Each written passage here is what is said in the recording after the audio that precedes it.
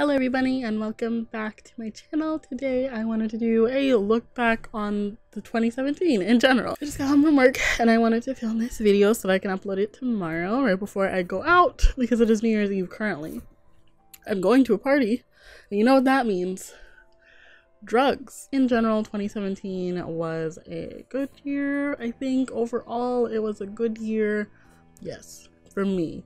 Collectively in the world, I feel like every year is bad. So for this review, I'm gonna focus mostly on my channel, but I'm also gonna talk about other stuff in my life that maybe I didn't talk about or touched upon, but I didn't explain. I don't know how many of you have been here since the beginning of the year, but let's see here. So at the beginning of the year, we had 938 subscribers. I remember being so excited to reach 1,000 in a few months.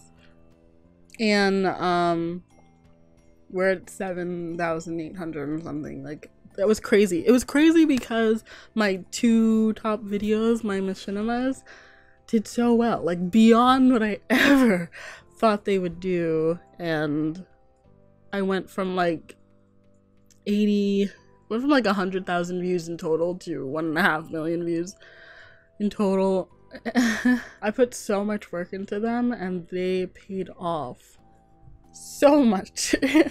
And I never thought that would ever happen and they just exploded. It was really fun to edit and I want to make another one. Honestly, I think it'd be great. Oh, the heater turned off. It's so quiet now. At the beginning of the year, I worked at Taco Bell too and I hated it there so much, and I got fired on Valentine's Day and I was so happy. So pretty much what it was is that every job tells you that the hours are going to be cut in the new year because, you know, there's a rush at the rush times. Towards the end of the year, the company has more money to give out, they have more hours to give out, there's more people in the store and whatever, so you get more hours. But then the new year comes and you're supposed to get your hours cut, a decent amount. And that's all everyone talks about at all of my jobs. The past two jobs, my hours never got cut. In fact, I got more. So I stayed at 39 hours every week. And everybody else would have 10. And I would be so jealous of them and they're jealous of me. And I'm So I lied at Taco Bell and I told my manager that I got another job so that she would cut my hours. I told her the days that I wanted to work, which happened to be the days that she did not work, so I didn't have to see her, be around her, because I hated her the most. I was gonna look for another job while I had those cut hours, focus on my channel, look for another job, and tell that job that I had my other job, and then eventually quit Taco Bell and just have lesser, a stable, less hours at my new job.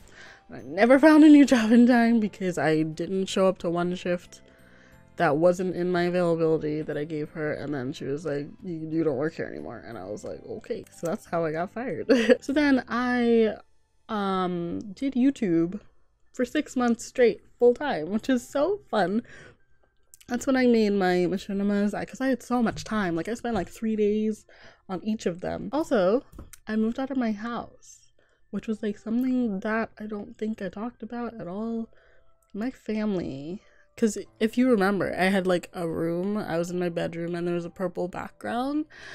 That was my bedroom, and now I live with my boyfriend. Not to go into too much detail, but at my house with my family, there was never any food. The police were called often enough. There was literally no one ate anything. Everybody was just drunk all the time, and it was so inhibiting.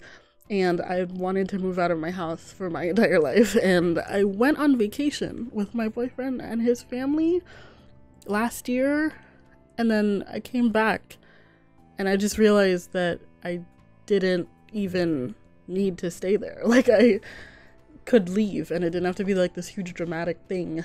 I just took everything that I wanted, which wasn't much, and I just left in the middle of the day. It was absolutely nothing wrong. But the thing that's been hard about doing that is that I completely cut off all contact with my family. I talked to my parents, but absolutely no one that I lived with, because I don't want to know them. I just wanted to leave that part of my life in the past and not talk to them anymore. So I took my one suitcase of stuff and I just moved into my boyfriend's house, and we bought a bunch of furniture for his room, and his room looks great. I should do a room tour because it is kind of done. After that happened, I also had like my whole hair thing, if you remember, when I cut my hair because it was irritating me, and then I re-straightened it. That was like a whole debacle in my life.